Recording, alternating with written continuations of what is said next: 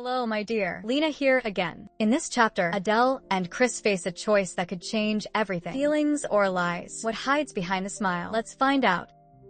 Adele froze in place, like a marble statue. Her heart pounded somewhere in her ears, but outwardly, she remained calm, cold, even. Why had he come? Why now? Mia and Tanya exchanged a glance, as if silently agreeing on something, and quietly moved toward the door. We should probably go. You two have things to talk about, Mia said gently, brushing her fingers against Adele's arm. Adele nodded, still staring at the floor. When the door closed behind them, silence filled the room. Dense, heavy, charged. Chris leaned against the wall like a stone sentinel, his gaze never leaving her. Adele was still clutching the flowers he had brought her, holding them so tightly that a rose thorn had pierced her finger. It felt like a lifetime passed before he finally spoke. That day. Why did you just leave? His voice cut through the quiet. You vanished without a word. I was speaking with the guests, and then, poof, you were gone. She remembered that damned evening. The Emperor's birthday. The moment everything changed. Her heart had been pounding so loudly.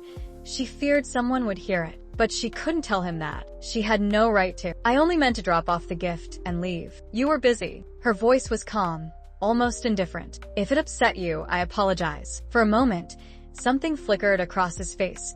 Anger, pain, disappointment? It was hard to tell. You've always had a way of vanishing, Adele. No words, no farewells. Will you leave me with silence again? Or is there something you want to say this time? She swayed slightly, as if struck. How's your uncle?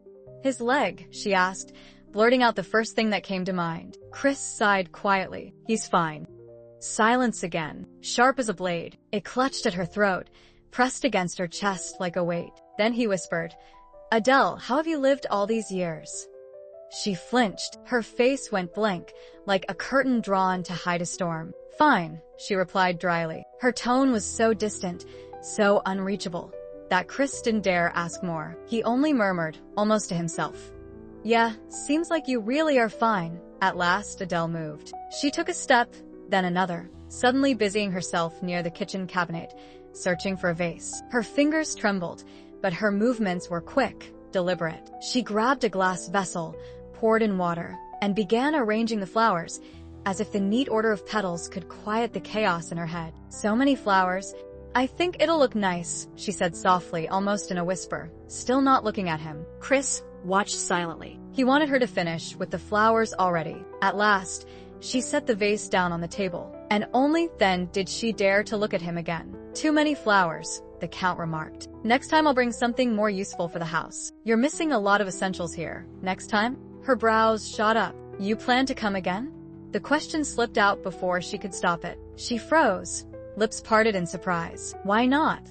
He took a step forward. You're my childhood friend. Besides, his gaze darkened, voice lowering to a husky timbre. You're not married. Widows aren't forbidden from seeing old friends, are they?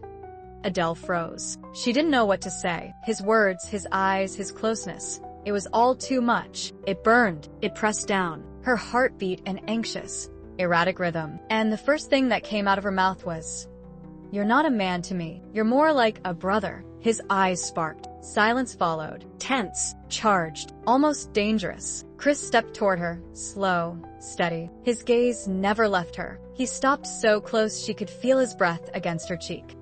Then I really don't see a problem, he whispered seductively, leaning even closer. Heat rushed through her. Her cheeks flushed crimson. Her knees gave way, and she stumbled back, bumping into a chair. She nearly fell, but he caught her just in time, gripping her arm. Why are you so frightened?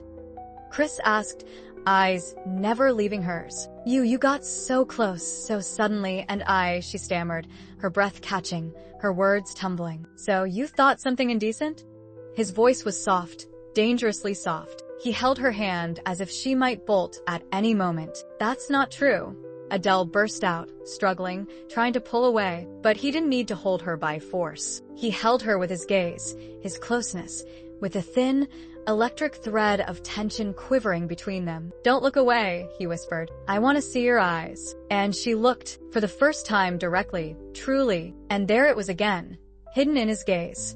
The face from the past. Not a count, not a soldier, not a man. Her Chris, the same boy from childhood. Adele suddenly grabbed his cheeks with both hands, squeezed them, and tugged playfully. Her voice came out rough, amused, but edged with that frantic note that shattered the silence.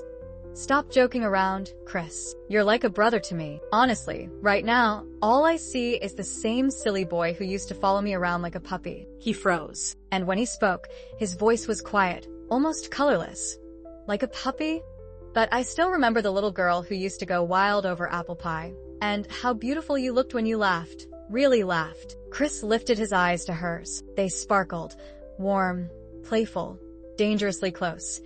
Then surely you also remember who got my very first kiss? Their faces were inches apart, a breath away, barely that. Their lips nearly touched. Adele didn't look away. Couldn't. Her heart thundered somewhere in her throat. Sweaty palms clenched into fists, but her body refused to obey. She was frozen, motionless, waiting. And at the very last moment, she snapped out of it, as if waking from a dream. What the hell are you doing? Her voice slashed through the air. She shoved him away with sudden force, as if breaking free from a magical trance. How can you call that a kiss? You couldn't breathe. You were practically drowning, and I was giving you mouth to mouth. How dare you even suggest? Chris stepped back, not in offense, but with theatrical flair. He pulled a ridiculous face, stuck out his tongue like a child denied dessert. I think you're hiding something, he said, squinting at her. I was just so relieved you were breathing again. I just touched your lips out of joy. Adele blurted, stumbling over her words. That's what it was. That doesn't count as a kiss. Interesting, he mused, mock thoughtful. So, do you always kiss people when you're happy? It wasn't a kiss, she cried, as if repeating it could somehow erase the memory. Then why are you blushing so hard? Chris wouldn't let up. You're redder than a ripe tomato, Adele. That's not true. There's something wrong with your eyes, Chris. At that, he gave a theatrical sigh, threw up his arms, and exclaimed, Enough! You're impossible. A pause. Then true, bright laughter. Adele burst out laughing, eyes gleaming with tears, but not the painful kind. She laughed so hard, she doubled over, clutching her stomach. Chris blinked, thrown off. His lips twitched, struggling to suppress a smile, but it was no use. Her laughter was contagious. It's been so long since I heard that, she said, wiping the corners of her eyes. You always used to say I was stubborn when we were kids, and now you've grown into such a serious man. Yet your words and your emotions are still the same. So are yours, he replied quietly, blushing. That stubborn streak of yours hasn't changed one bit. Adele lowered her gaze. Her smile faded slowly, like the last flicker of light before a storm. She turned away, walked to the fireplace. A flick of her hand. Several logs tumbled into the embers with a crackle. The fire flared up, rustling softly, like an old memory. I'm really glad we met again, she said softly, not turning around. But from now on, please don't come here again. Nothing good will come of it. Chris flinched, his smile dimmed, and his eyes darkened. Deep, like a lake before a thunderstorm. Why? Because you poisoned your husband? He threw it out casually like an afterthought. The air exploded with silence. The fire snapped and crackled. The world itself seemed to freeze. Adele turned slowly. Her face had gone pale as chalk. Her eyes were cold. You knew? She asked, frozen, as if struck by a wave of frost. Yes, I knew, Chris shrugged, as though discussing the weather. But I don't care whether you killed your husband or not. Your pathetic reputation won't cast a shadow on mine. He said it with the same unshakable confidence she remembered from childhood. His voice was calm, almost indifferent, yet filled with quiet authority. And suddenly Adele remembered. He was no longer just the boy she once knew. He was now Count Baze, a man close to the throne. By the way, Chris, how did you become an aristocrat? She asked, trying to change the subject, not even sure why. I brought glory to the emperor, he said curtly, almost reluctantly. And yet, you won't even let me stay as a guest. We haven't seen each other in 10 years. So, how about dinner at least? Don't worry, I'll eat whatever you give me. I'm starving. I didn't get a proper meal today, he smiled, and in his eyes appeared that familiar warm spark that always knocked the ground out from under her feet. She nodded, trying to hide the blush on her cheeks, and hurried to the kitchen. At the doorway, she stopped and called out without turning back. And remember this for the rest of your life. Chris, there was no kiss that day.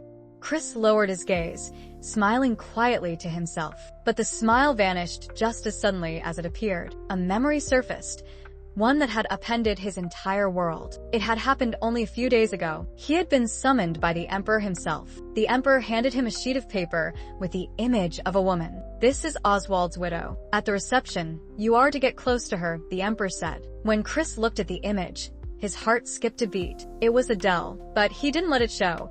He remained composed, merely asked in a cold tone, "What's the reason?" "She may have documents belonging to her late husband. One of them is special. It bears my signature, and I cannot allow that paper to fall into the wrong hands. You are to find it. I trust this won't be too difficult, Count Bays," the Emperor added with a veiled threat. Chris nodded silently. Thank you for staying with me until the end of this chapter. Subscribe. There's so much more to come.